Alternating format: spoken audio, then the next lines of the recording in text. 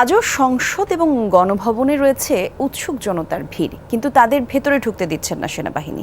আমাদের সহকর্মী আরিফুর রহমান সবুজ আছেন সেখানে, তার কাছ থেকে জানবো সেখানকার সবশেষ পরিস্থিতি। সবুজ, যেমনটি বলছিলাম, সাধারণ মানুষ আসলে এখন কি চায়, কেন গেছেন তারা, কি বলছেন? সার্বিক পরিস্থিতি তো জানাবেনই, একই সাথে সেনা সদস্যদের পাশাপাশি ছাত্রদের ভূমিকা সম্পর্কে আপনার কাছে কি কি তথ্য আছে সে সম্পর্কে যদি জানাতেন আমাদের। নুডলস খান নাই তো নুডলসই খান নাই।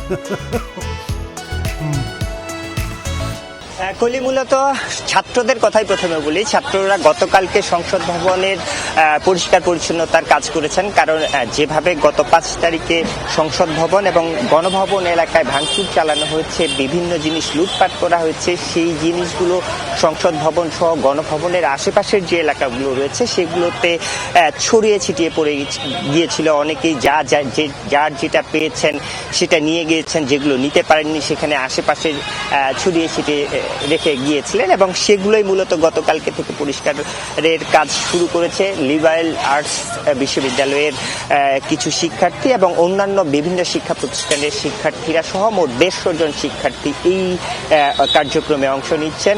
আজকে মূলত গণভবনের যে দক্ষিণ পাশের সড়কটি রয়েছে, ভিআইপি সড়কটি রয়েছে, সেই সড়কটির আশেপাশে আপনি নিশ্চয়ই দেখতে পাচ্ছেন বিভিন্ন ধরনের আসবাবপত্র, যেসব জিনিসপত্র ভাঙচুর করা হয়েছে সেই সব জিনিসপত্র এখানে ফেলে রাখা হয়েছে। সেই জিনিসগুলো মূলত পরিষ্কার করা হচ্ছে, রাস্তাটি পরিষ্কার করা হচ্ছে। এখানে আমরা টিভি, ফ্রিজ থেকে শুরু করে সব ধরনের জিনিসপত্রই আসলে দেখেছি, যেগুলো আসলে কেউ নিতে পারেননি, সেই জিনিসগুলো এখানে পড়ে আছে। সেই জিনিসগুলো পরিষ্কারের কাজ করছেন। এবং গণভবন ঘিরে যেহেতু গত 5 তারিখ থেকে এই গণভবনে হাজারো লাখো মানুষ ঢুকেছিলেন, সেই জায়গা থেকে সাধারণ মানুষের ওই দিন যারা ঢুকতে পারেননি তাদের একটা গণভবন ঘিরে আগ্রহ আছে, তারা একটু ভেতরের অবস্থাটা কি সেটি দেখতে চান।